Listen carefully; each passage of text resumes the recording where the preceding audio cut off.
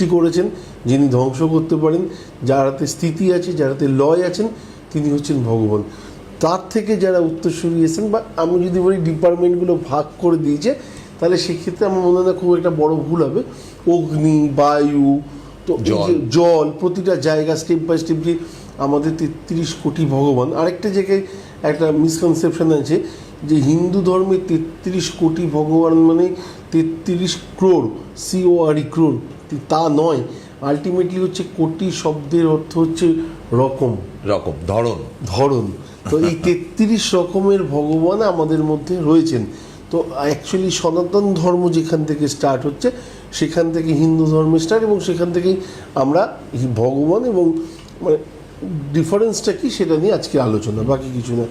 তো ভগবান যিনি, তিনি হচ্ছেন সব কিছুর মূলে রয়েছেন, এবং তিনি বলছেন যে আমি একাই, এবং এই টোটাল ব্রহ্মাণ্ডে আমি এই সৃষ্টি করেছি। আমরা যেটা গীতাতে পাই, শ্রীকৃষ্ণ যখন পাটা যখন ক্রস করে দাঁড়িয়ে এক আঙুলে সুদর্শন চক্র নিয়ে দাঁড়িয়ে বলছেন যে ধ্বংসের কারণটাও আমি হব, আমি ছাড়া এখানে অন্য কেউ নেই।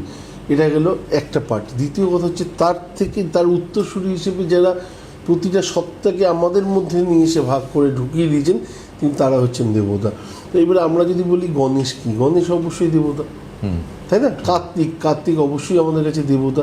কিন্তু যদি ভগবান আমরা কাকে বলি, শিবকে বলবো, দেবাদিদেব মহাদেব, দুর্গাকে বলবো। নারী শক্তির রূপ হিসেবে অবশ্যই মা কালী বা দেবী দুর্গাকে আমরা আহ্বান করে থাকি, একটা পার্ট। দ্বিতীয় জায়গায় হচ্ছে শ্রীকৃষ্ণকে আমরা বলতে পারি। তো এটা একটা বড় ডিফারেন্স রয়েছে। আলটিমেটলি আমরা অনেক সময় ভুলে যাই যে দেবতা কে আর বা ভগবান কি। তো এই দুটোর মধ্যে আমার মনে হয় সাংঘাতিক ডিফারেন্স চলে। এবং ডিফারেন্সের জায়গা থেকে আমার যেটা মনে হয় দেবাচার্যজি আপনি ভালো বলতে পারবেন, ধরুন আমাদের আধ্যাত্মিক জায়গা থেকে আমরা নমস্কার তো করি বিভিন্ন জায়গায়, যেমন আমরা গণেশ পুজো করি, একদম, সেটা কিন্তু পশ্চিমাঞ্চলে বেশি। একদম। আমরা কার্তিকের পুজো করি দক্ষিণাঞ্চলে বেশি, সুব্রমণিয়াম না। আমাদের এই দিকে নানান রকম রয়েছে, লক্ষ্মী আছে, সরস্বতী আছে, আবার গণেশও আছে, অল্প গণেশও আছে, সবই আছে, সবই সব জায়গায় আছে, কিন্তু স্পেশালাইজেশনের কথা বলছি। আবার লক্ষ্মীর আরাধনা ম্যাক্সিমাম হয় নর্থ বেঙ্গল, নর্থ ইন্ডিয়াতে। কিন্তু এই সমস্ত কিছুর কম্বিনেশন হচ্ছে দুর্গা। একদম।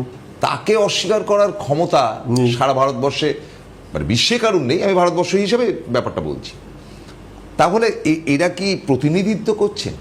একদম আমাদের কাছে প্রতিনিধিত্ব করছে। ইন দ্য সেন্স হচ্ছে আমরা যেটা চাইছি, আমাদের একটা মাধ্যম থাকা উচিত, যে মাধ্যমটা থেকে আমরা ভগবানের কাছে অবধি পৌঁছতে পারি। আমরা যেমন মানে এই মুহূর্তে আমরা যখন মর্তলোকে রয়েছি, তখন আমাদের লাইফে আমরা বলি যে পরম গুরু কি আমাদের লাইফে। ছোটদেরকে আমরা কি শেখাই যে বাবা মা হচ্ছে পরম গুরু।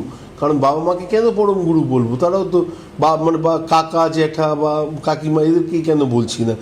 বাবা মাকে এই কারণে বলছি, কারণ তারা আমাদেরকে পৃথিবীতে এনেছেন এবং তাদের মাধ্যমে এসছি। আমি অবশ্যই একটা আলাদা ব্যক্তি সত্তা, কিন্তু তাদের মাধ্যমে যখন এসছি, মাধ্যম তো আমার পৃথিবীতে কোথাও না কোথাও কিছু একটা চাই। তো সেই মাধ্যমটা যদি আমার মাধ্যম কোনো কারণে অ্যাস্ট্রোলজি না হয়, তাহলে আমি অ্যাস্ট্রোলজির বিষয়ে কী করে কথা বলবো? আমার যদি কোনো কারণে কী বলবো শিক্ষকতা করার ব্যাপার আছে, তার মধ্যে আমার মধ্যে অঢেল জ্ঞান থাকতে হবে, পড়াশোনা করতে হবে, পার্টিকুলার একটা সাবজেক্ট নিয়ে পড়াশোনা করতে হবে, তারপরে সেই বিষয়ের উপর আমি বক্তব্য রাখতে পারি। ঠিক তেমনি যে মানে ভগবান আছেন, সরি দেবতা আছেন, তারা আমাদের মধ্যে সেই জায়গাটাকে প্রতিনিধিত্ব করছেন। এবং তারপরে আমি যেমন বলি যে সবসময় বাবা মাকে কেন গুরুত্ব দিতে হয়, তারা আমাদের প্রতিনিধিত্ব করছেন, যে তারা আমাদেরকে পৃথিবীতে নিয়ে এসছেন।